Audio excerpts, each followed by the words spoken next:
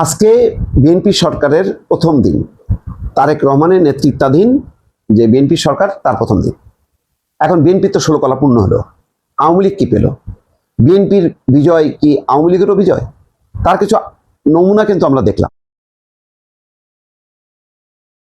দেশের বিভিন্ন স্থানে আওয়ামী লীগের কার্যালয়গুলো খুলে দেওয়ার চেষ্টা হচ্ছে এবং খুলতে যে আবার কোথাও কোথাও বিক্ষোভের মুখে পড়েছে, প্রতিবাদের মুখে পড়েছে। এর কারণটা কি? কারণটা হলো যে নির্বাচনের সময় বিএনপি, জামাত, এনসিপি সবাই আওয়ামী লীগের ভোটারদের দ্বারে দ্বারে যে বলেছে যে আমরা তোমাদেরকে রক্ষা করব, পুনর্বাসিত করব। এখন নির্বাচন শেষ, এখন তারা মহা উৎসাহের সঙ্গে এই কাজটি করছে। তবে এটি সফল হবে কি হবে না তার উপর নির্ভর করছে, মূলত নির্ভর করছে ভারতের সাথে বাংলাদেশের রাজনৈতিক সমঝোতা, অথবা তলে তলে আওয়ামী লীগের সঙ্গে ক্ষমতাসীনদের রাজনৈতিক সমঝোতা। আমরা বিক্রম মিস্ত্রিকে দেখলাম যে জামাতের আমিরের সাথে বৈঠক করতে সংসদ ভবনে, কালকে শপথের পর বৈঠক করেছেন। জামাতের আমির বাংলাদেশে আসা অন্যান্য দেশের প্রতিনিধিদের সাথেও কথা বলেছেন, কিন্তু বিক্রম মিস্ত্রির সাথে আলাদাভাবে বৈঠক করেছেন। আবার সরকারের আমন্ত্রণেই এসছে, সুতরাং বিএনপি সরকারের নানা পর্যায়ে নিশ্চয়ই কথাবার্তা হয়েছে। এখন পুনর্বাসনের ব্যাপারে কি আসলেই কোনো সমঝোতা হয়েছে? এমনটা কিন্তু প্রচলিত আছে।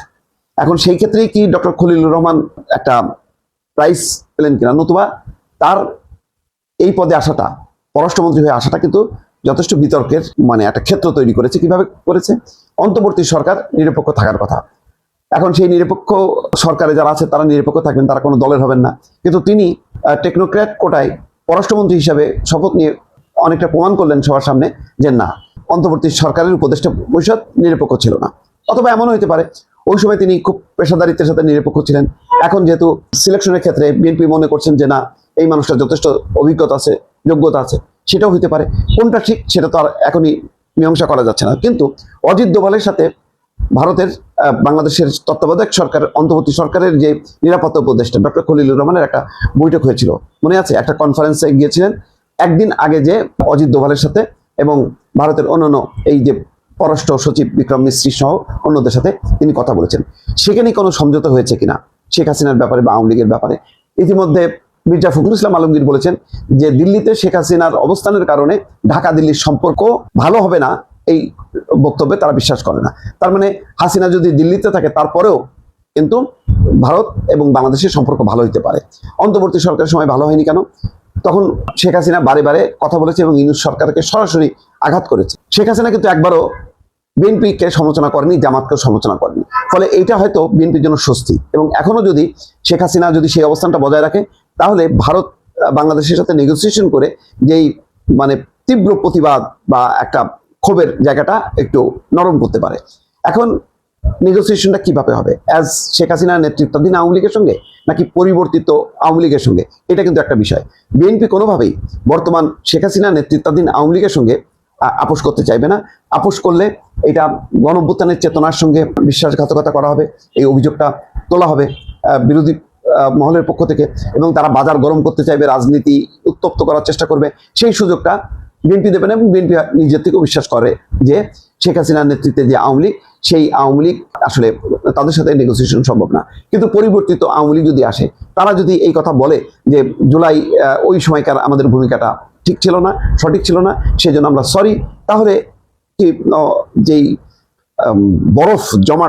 বরফ সম্পর্কের ক্ষেত্রে, অর্থাৎ আওয়ামী লীগের সাথে বর্তমান ক্ষমতাসীনদের সাথে যে জমাট বরফ, সেটা কি গলতে শুরু করবে না? আমার ধারণা সেটা গলতে শুরু করবে। হয়তো সেই ধরনের কোনো নেগোসিয়েশন ভারত এবং আমেরিকার জয়েন্টলি একটা হয়েছে যে না, আস্তে আস্তে স্থিতিশীলতা রাখতে হবে। কারণ গণতান্ত্রিক দল হিসেবে যদি প্রত্যাবর্তন না করে, তাহলে বিএনপি একার পক্ষে জামাতের মতন ধর্মীয় রাজনৈতিক সংগঠনগুলোকে মোকাবেলা করা কঠিন হয়ে যাবে। ফলে এখানে বড় বড় গণতান্ত্রিক শক্তির উপস্থিতিটা জরুরি বলে ভারত এবং আমেরিকা জয়েন্টলি মনে করতে পারে। আমেরিকা একটা ধাঁধার মধ্যে ফেলেছে। আমেরিকা প্রচার করেছে যে তারা জামাতকে চায়, আসলে ভেতরে ভেতরে তারা খলিলুর রহমানকে দিয়ে নেগোসিয়েশনটা করিয়েছে, এবং তারা আসলে বিএনপিকেই চায়। কারণ বিএনপির দর্শনের সাথে আমেরিকার দর্শনের মিল আছে। জামাত যেহেতু একটা ধর্মীয় রাজনৈতিক দল, তার সাথে অনেক বিষয় তাদের দ্বিমত আছে। বিশেষ করে ভারতের তীব্র আপত্তি আছে।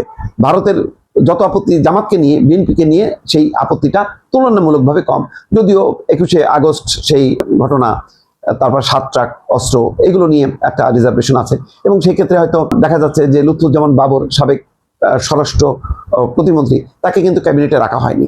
ভারতের দাবি ছিল যে এই সমস্ত ঘটনার পেছনে লুৎফুজ্জামান বাবরের একটা প্রচ্ছন্ন সমর্থন আছে, বা প্রত্যক্ষ সমর্থন আছে, পরোক্ষ সমর্থন আছে। যাই হোক না কেন, লুৎফুজ্জামান বাবরের ব্যাপারে তাদের একটা সেন্সিটিভিটি আছে।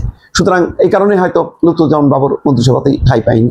ফলে অনেকগুলো ক্ষেত্র তৈরি হয়ে আছে যেখানে আওয়ামী লীগ প্রশ্নে ভারতের সাথে সরকারের একটা নেগোসিয়েশন হতে পারে।